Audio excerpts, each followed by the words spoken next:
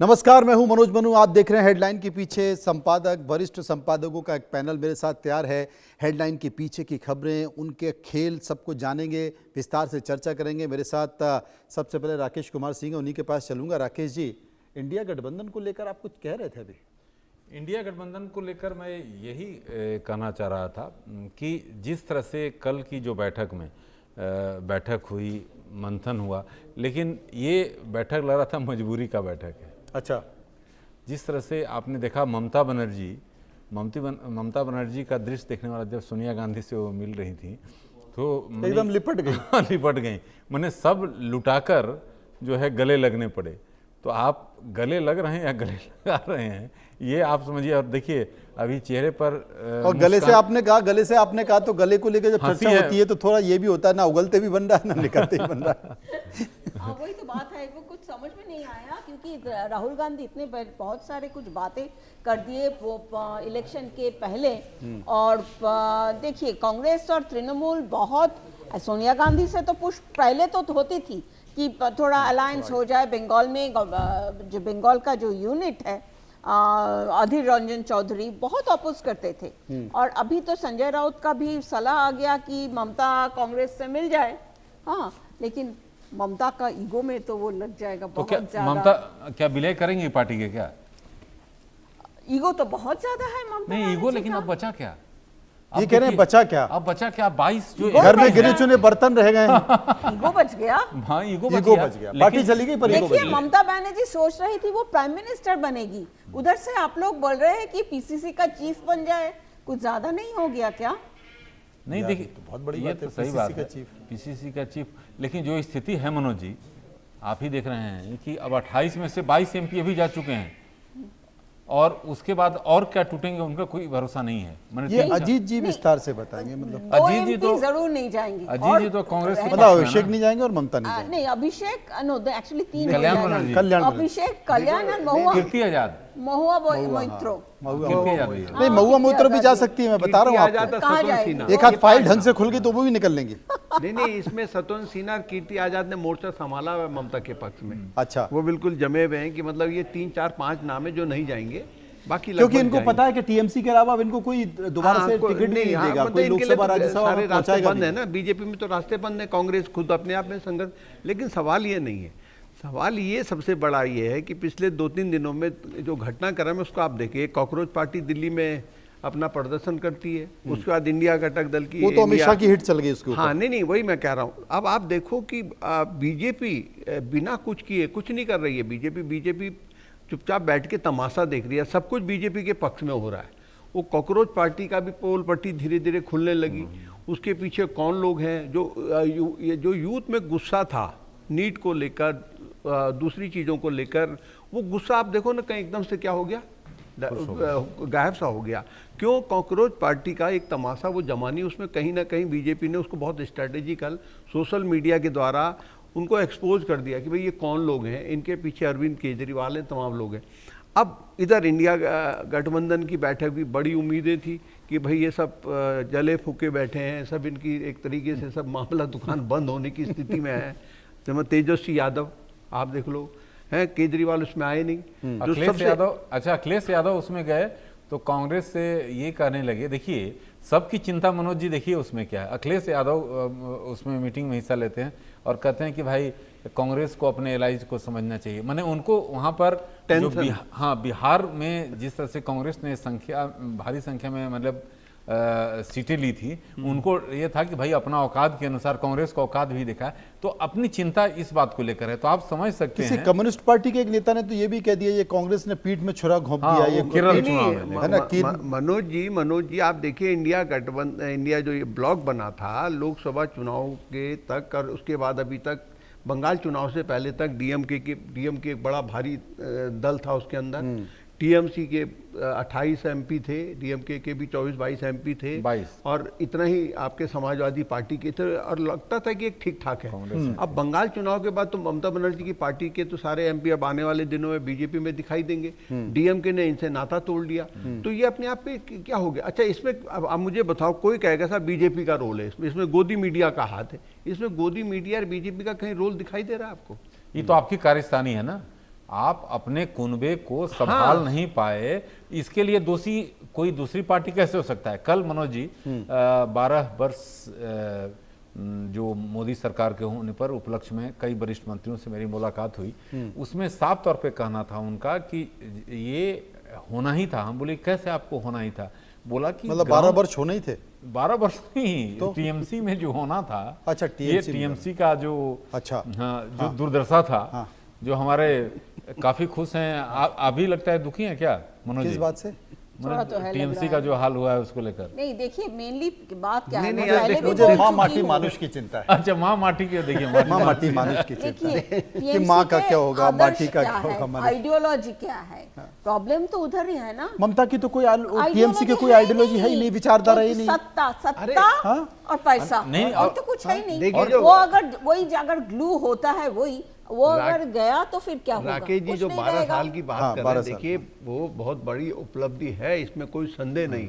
प्रधानमंत्री नरेंद्र मोदी की एक बड़ी इच्छा पूरी हो गई। पूरी कैसे हो गई?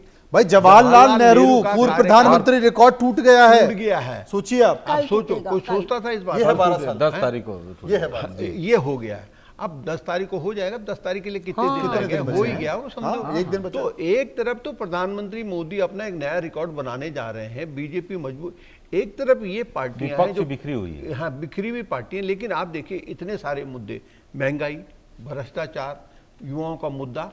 भाई साहब अभी आपको पता चलेगा, हफ्ते भर बाद आपसे मैं बात करूंगा, पता चला कि सारे लोग विदेश में, अखिलेश जी जाने ही वाले हैं अखिलेश जी घूमने। आ गए? चले गए? नहीं आ गए, अभी तो फोटो आया हमको, मैं हाँ, देख रहा था। टी-शर्ट पहन के टी-शर्ट में लंबा पूरा बाल एकदम। लगा के हाँ। चल रहे हैं। अखिलेश यादव विदेश ठंड में घूमने 45-46 डिग्री आ टेम्परेचर गए है। ना वो। अच्छा सुनो तो सिर्फ फिर चले जाएंगे 45 डिग्री टेम्परेचर। खुद चले जाएंगे। और राहुल जी बेचारे पहली बार, राहुल जी इतने समय तक यहाँ पे रह गए हैं। ममता बनर्जी अब इसी टेंशन में है कि मेरे परिवार में कौन बचेगा नहीं बचेगा। बाकी तेजस्वी यादव भी आते जाते रहते हैं।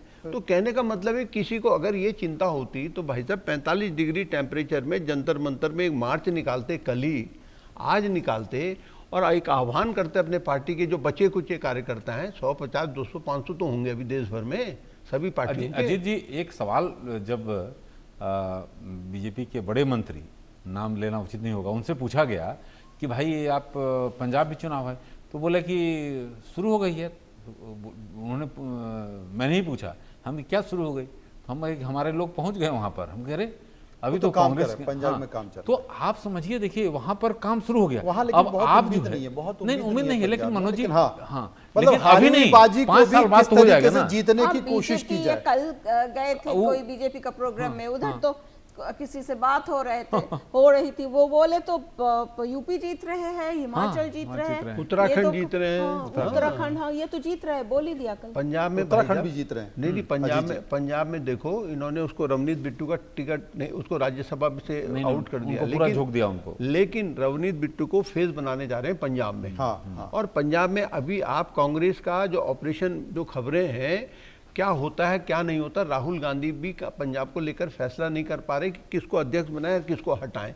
तो बीजेपी उसी चीज पे नजर रखे हुए। वहां पे ये बताया जा रहा है कि जो प्रदेश अध्यक्ष हैं बडिंग, राजा बडिंग, वो उनके कारण थोड़ा सा संगठन के लोगों में नाराजगी है, निराशा है। अगर कोई मैच्योर आदमी वहां पर प्रदेश अध्यक्ष नाराज है रहे उसको लेकर। तो शायद कुछ बात देखो बन सकती है। प्रताप चन्नी सिंह भी नाराज है। प्रताप सिंह बाजवा की और उनकी तो देखो, ये हर प्रदेश में झगड़ा है, हर प्रदेश में कांग्रेस का झगड़ा है।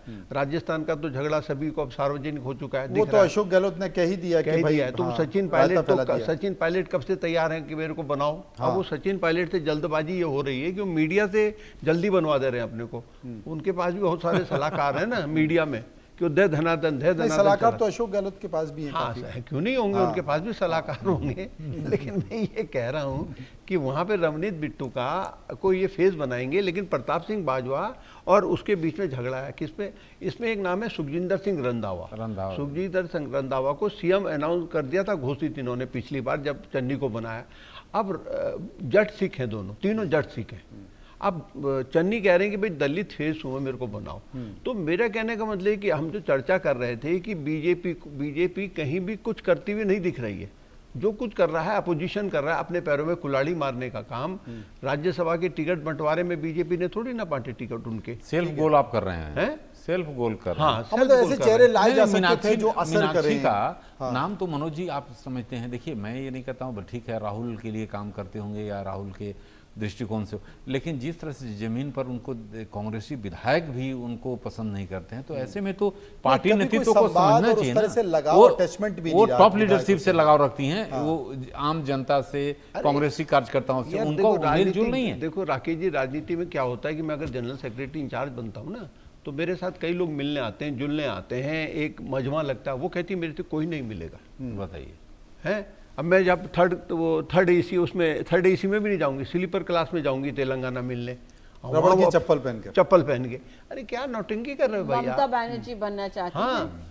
वो शुरू से ही। अब वो वहाँ जब रेवंत रेड्डी- मंदसौर से सांसद थी, लोकसभा में सांसद थी, तब हाँ। भी वो ऑटो से ही आती थी पार्लियामेंट। हाँ, वही, रबड़ अभी- की चप्पल पहन कर। हाँ, राहुल वही। गांधी भी कहते थे बताइए इस तरह के लीडर होने अब चाहिए। राहुल गांधी को इसी तरह के लोग तो ये बात है कि पदों में जो बंदरबाट जो हुई थी, हाँ हाँ, पदों में जो हिसाब किताब अब हुआ था रेवंत पैसों रेड्डी का, ने- ये आरोप भी बड़े रेवंत- गंभीर आरोप भी लगे। रेवंत रेड्डी ने कहा लेकिन भाई वो देखो तो बचा यहाँ नहीं पाया ना बताओ। ममता बनर्जी को 15 साल के बाद। अगर रबर चप्पल देख के लोग इतना मोहित इतनी हो नाराजगी जाते। आप देखिए इतनी नाराजगी है लेकिन कि वहाँ के अंडे के 15 दाम, साल भी बहुत होता है। नहीं अंडे के दाम बढ़ गए। देखिए, अभी ज्योति देश जी, के प्रधानमंत्री जी को 12 साल हुए। अंडे के दाम बढ़ गए वहाँ नेहरू जी पर। का रिकॉर्ड तोड़ रहा है, लेकिन 15 साल भी। अंडे के दाम बढ़ गए मनोज जी वहाँ कहाँ पर। पे?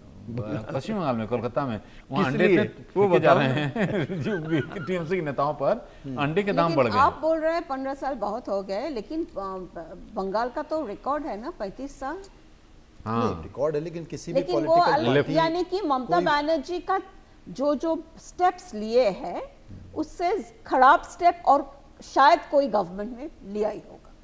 क्यों अजीत जी आप मानते हैं ना, एक लीडर जिसने लगातार 15 साल बंगाल पर शासन किया, कोई मजाक है भारतीय राजनीति में? नहीं बिल्कुल, तो मैं इस बात से सहमत। लेकिन यार देखो, आपके पास 15 साल नहीं 25 साल तक आप मुख्यमंत्री नीतीश कुमार रहते। भी तो किए हैं, कितने दिन नीतीश किए? कुमार को देखो ना, नीतीश कुमार तो बैसाखी की तरह, भाई आज मैं बीजेपी की तरफ हूं तो मुझे मुख्यमंत्री बना दिया, फिर आरजेडी ने बना दिया वो, लेकिन अपने दम पर।